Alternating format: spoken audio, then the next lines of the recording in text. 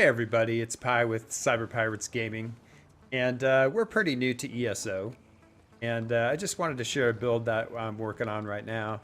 And again, this is not for super high-end, following meta, things like that. This is just a build that's fire-based, area of effect damage, pretty damn good survivability. And it's a DK class that I just find really fun to play. And I just wanted to put the build out there in case there's anyone else out there that wants to play again, like with a different tune, maybe hasn't done this before, or someone new to the game that just wants a really nice, fun ride all the way through with doing a lot of damage and pulling off a lot of cool things solo. So anyway, I call this build the PyreLord Build, named after my character's tune. And again, it's a DK Dark Elf. We'll go into all that here in a minute. That specializes in fire, area of effect damage, and has pretty damn good survivability. With that being said, let's get into the statistics. Okay, so looking at the statistics, again, this is just something, I am champion points 200 right now, but just kind of give you a gauge, this is something to lead up towards. So this build specializes in critical AE damage, a lot of fire, and hence is why we picked the Dark Elf race, which we'll in a little bit. But what you want to shoot for is you definitely want to go max Magicka. We'll look at attributes here in a second, but max Magicka, then you look at health. I like to keep health on that ratio where you're above 18,000 just for survivability, especially when you get to level 50 and beyond. And then the other important thing to look at here is spell crit. I like to be above 50%. I think 60 is a bit extreme, just based on the gear, but anything above 50% is what you're shooting for here, just to get a lot of the procs on your AE damage. And just looking at gear real quick, I don't even have monster sets yet on my head and shoulder piece, so I just use heavy there to get the hit point bonus. But the ones you do want to go after on this set, in my opinion, is the Of the Sun. Now, Of the Sun is great for a lot of reasons. It gives the spell damage there on the 4th set ability, and then the 5th, more importantly, adds 377 spell damage to your flame damage ability. That's going to be huge. And then the second pieces we want to look at is the Mother's Sorrow. No surprise here, it is a critical set. This allows you to get that 55% or more critical value.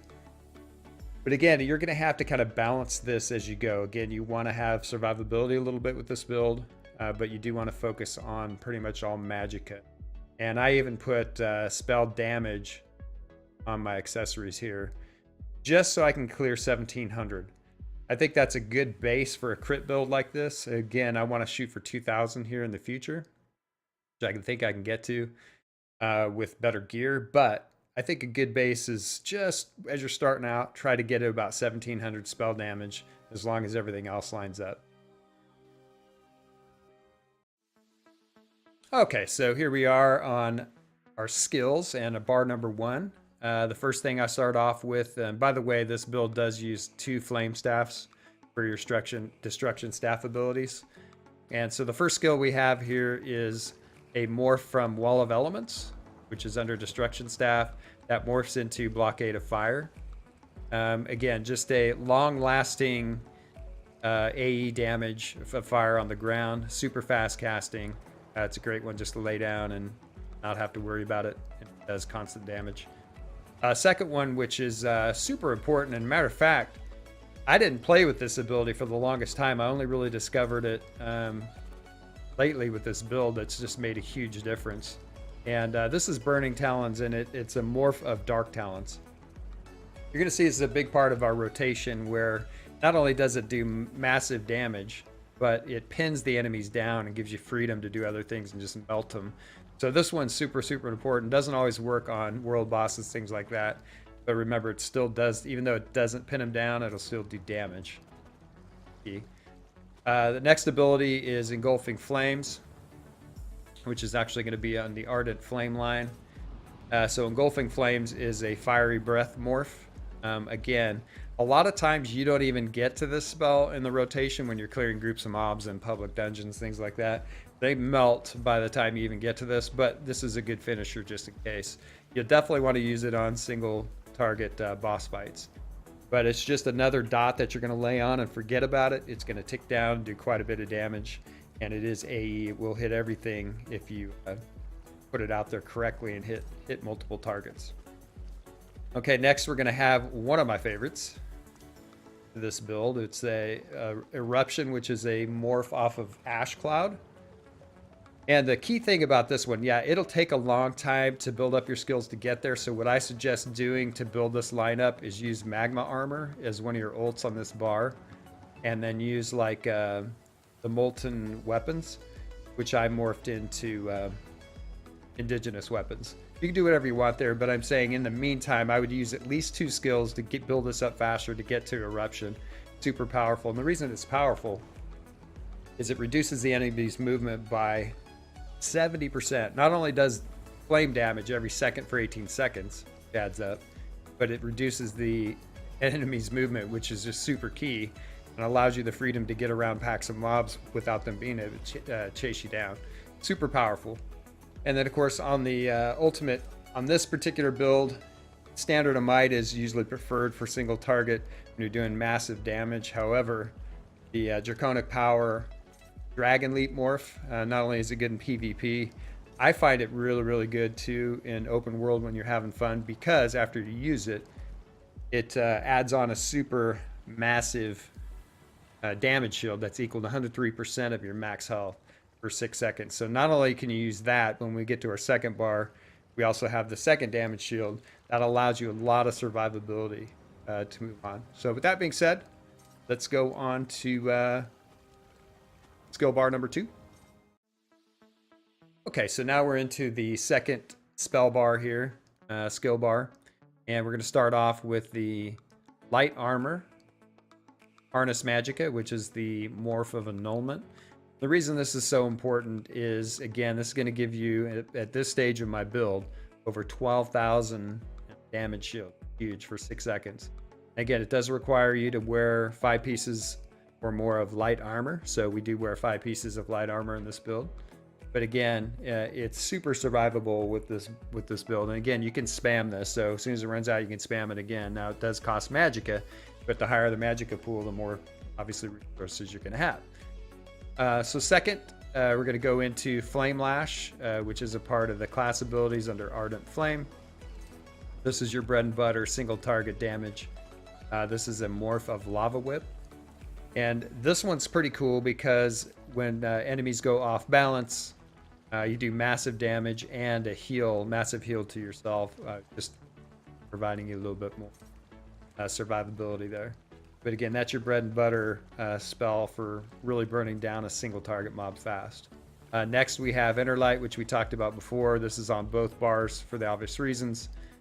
And then next we have Burning Embers, which is a morph of Searing Strike, again under Ardent Flame here. And this is key because this is your dot/heal. Very powerful. You put this on early in a fight, let it tick down. And if you time it right and you know it's coming in, it saves you resources on damage shields and other things that cost a lot of Magicka. And you can see how inexpensive this one is. So it's the kind of ability where you slash a mob, you let it tick down. The longer this ability ticks, the bigger your heal is going to get back, right? So, but halfway through, if you need an emergency heal, you can swipe a mob or that same mob and it will heal you back and then reapply that dot. So super powerful. And you can hit multiple mobs at once, singly, but you can hit them at once, and then each one of those are going to be a heal back to you, which is, again, super powerful. And if that isn't enough, we go into, actually it's Draconic Power, and you go into Coagulating Blood. This is our 5th and final skill. This is a dragon blood morph, and what it does is basically increases by up to 33% of your missing health. This is basically a heal. You also gain Major Fortitude, increasing your health recovery by 20% for 23 seconds while this is on. Super powerful. This is kind of your oh shit heal.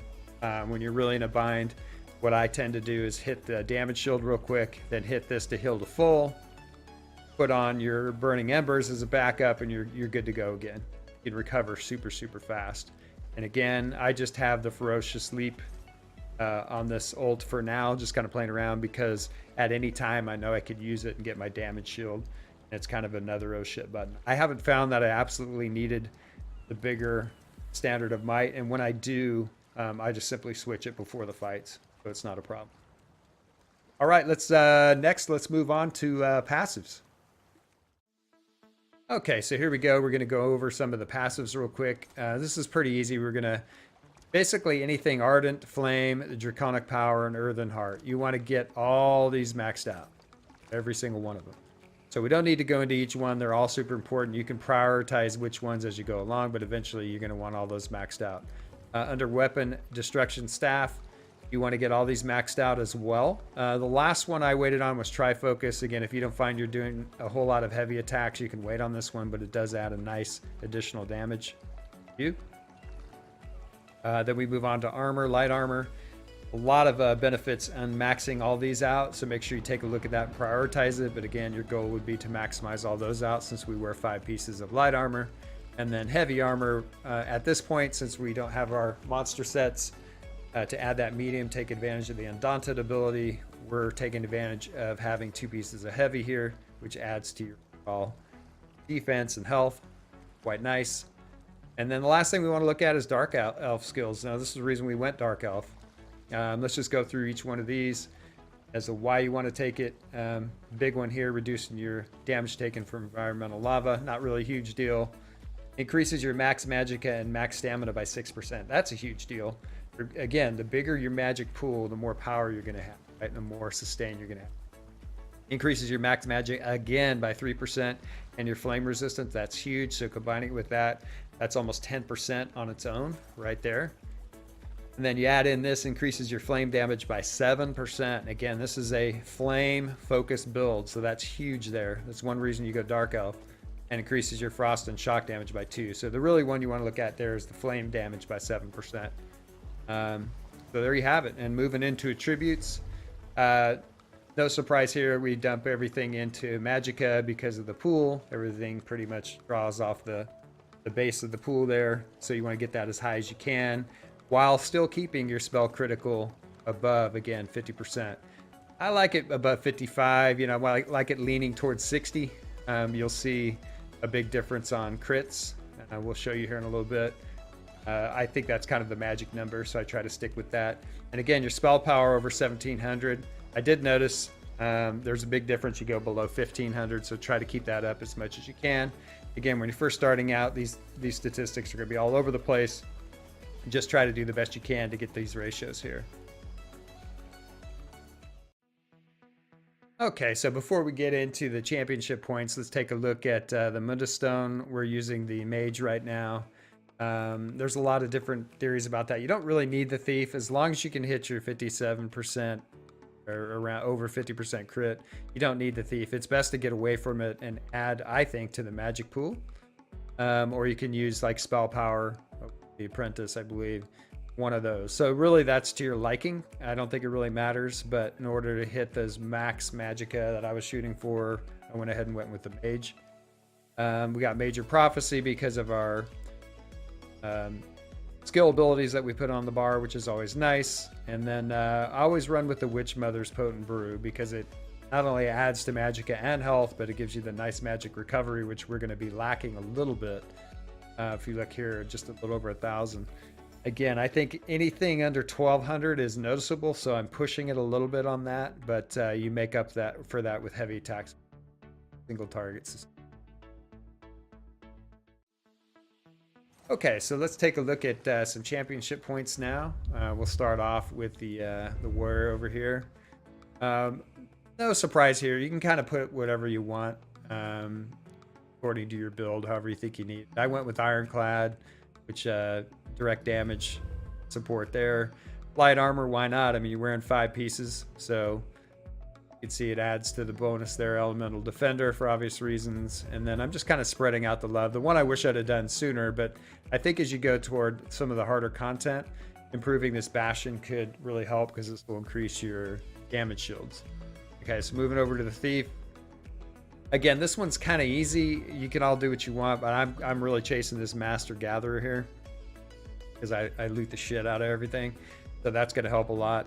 But again, with the build, the way we're tweaking it to get a crit build, and get a high magic pool with some spell damage, you're gonna suffer a little bit from the magic recovery. So I'm okay with putting this into Arcanist for now. I'm getting an extra 13% lift right now. I will continue to put into there until I get my 75 to uncover that. Okay, going into the blue. Again, the first start off, Thaumaturge, however you say that damn word. Increased damage over time effects by 12%. Now again, I would put 30 in here just to get over 10% lift on that, which is kind of nice. And then the other important thing to do is I do Elfborn, increases your critical damage and critical healing with magic abilities. So that's just your critical damage overall. Remember, we are a crit build, so that helps that. And really the reason you do that too, you want at least 30 over here, is to unlock, it increases your spell critical by 12%. That's how you help get over your 50% mark there. I think you're going to struggle with that at first, but once you get this unlocked, you can start shifting things around. It makes things a lot easier. And then I went with Elemental Expert. Again, you can just kind of throw the rest around, Staff Expert and so on and so forth to help you build. Okay, so now we're going to get into the spell skills and the rotations. So to start off, you always use Eruption, at least I do. This is one that slows the mob 75%, and it's like putting them in glue, a hot, fiery glue. So let's just say this crate is the mob here. You always want to throw Eruption down, and you want to follow it with the Burning Talons. You put the Burning Talons down. Up, here's a mob, so let's just show you on the live mob. Burning Talons, then you throw your Blockade in. So like I said, you don't necessarily need to do it again. Eruption, Burning Talons, Blockade. At this point, you really don't need your Engulfing Flames, so I went right to defense. So that's just it. So it's basically Eruption, Burning Talons, Elemental Blockade, and then if you absolutely need to, do your Engulfing Flames, and then you switch to your defensive bar. And you'll notice you go to defensive bar, you can still do offense on this, which is great. You can do your Burning Embers, which will give you your dot, my fourth ability down there, or you can do your single target Flame Lash as well, or you can go into your defensive with your shielding and your Coagulated Blood. And remember, you always have your ultimate here as well to do your leap, which is another damage shield and damage. So it's pretty cool. So let's on this group of mobs, let's show you how it works. You come in, these are pretty spread out. So you put this down, put this up, and because they're spread out, I might go ahead and burn them a little bit. Now you can see I'm almost dead. Coagulate Blood there. And that was just because they were spread out. And again, I waited on that. Really not in danger though. So here we'll show you with this group of mobs, slows them down, Blockade, and you can see at this point, you go to defense already. They always have a Risen guy that comes up and he's super weak. And yeah, so you pretty much destroy him. Let's see if we have a named mob. We do have a named mob back there that will go attack, and we'll show you the boss mechanics here, which will be a little more involved. Gonna have to work on sustain a little bit. This is where, you know, again, you'll go into your survivability tactics here with the second bar. So this will be good to show you. Okay, so pretty much standard named boss, 271,000. You throw this down, basically the same rotation. You want to mix in some light attacks here, switch to the other bar, get your dot on them, and then now you just kind of want to burn them down with your whip at this point. Again, you can sustain a little bit. I throw a shield on at this point because there's a lot on the ground, and then basically just do your rotations again. And you're going to see you switch, you can just burn them down at this point. At no point was I ever really in danger at all. Switch to that second bar there in your building. Didn't really even have to use it. I did once just as a prep. But again, it just it's a really nice cover your ass a lot of situations. And again, if you absolutely had to, in an emergency situation, you could use your ult and leap onto them. Not only does it stun them and do damage, but it's also a really nice damage shield for you, so that they're not countering you. So, and to show you what I mean, like if I was in an oh shit situation here, and you know, they surprise you, you're oh shit, you're getting leaped on or whatever, use your ultimate. Now you have a really nice damage shield. You can go right into countering like here if you had to. See, I'm getting damage there. Super easy. You switch to this, shield up again, coagulating blood if you have to. You could really survive. And again, I'm not really attacking him yet. I'm just showing you how you can survive this situation. There's a lot going on here. Again, shield, coagulated blood. I haven't really, and matter of fact, they're kind of dying, and I haven't even really done anything yet. So again, shield, coagulating blood, and at this point, I could switch to offense, lock them down. You know, burn them down if I had to. Now again, they had a lot of CC in this one and a lot of casters. But again, just showing you the power of it. At no point was I really in jeopardy. We'll show you again. Situation like that we'll do with these salamanders up here. Again, they throw down a lot of fire damage. There's 4 of them. So I'm not going to really attack them yet. Just going to kind of show you once they start throwing their stuff down. Again, you do shielding, you do coagulated blood, you go up to full. Just going to stand in the middle of this. And again, if I run into problems, usually that ultimate at 125 is up pretty quick. Chose not to do damage. Again, shielding, coagulated blood, kind of get the drift. It's very, very strong. Put this down. We'll finish them off here. They got a lot of CC. Stunning me. Again, switch, coagulated blood immediately that time. Then we'll shield. You can use it in any order like that. And until you get back into the situation. But as you can see, there's really, I'm still full mana, really not in any danger there other than a few pin downs. But just showing you quite survivable here. I'll show you one more time. Get right in the middle of it. Haven't really hit anything yet. They're doing some damage. Switch to this. You want to shield up, coagulating blood. And then at this point, you can even swipe a few on some salamanders here. You're burning embers. Because as that damages you, as that ticks off, you're going to see it goes to full here in a second. So I could shield up. The heal's going to come in from burning embers. There we go. And now you could switch to more of an offensive mode and just burn them down. The whole time you were never really in any kind of trouble. It's a matter of understanding your skill. So anyway, really, really cool build. A lot of fun. I hope you all enjoyed it. Again, it's called the PyreLord Build. If you have any additional questions, please feel free to comment below. Again, this is not meant to be meta build or saying that it is. It's just simply a really, really fun build. I think you have a lot of fun with melting a lot of mobs, running a lot of solo things with relative ease, especially when you get the class down. So I hope you enjoyed it. Y'all have a great day. Talk to you soon.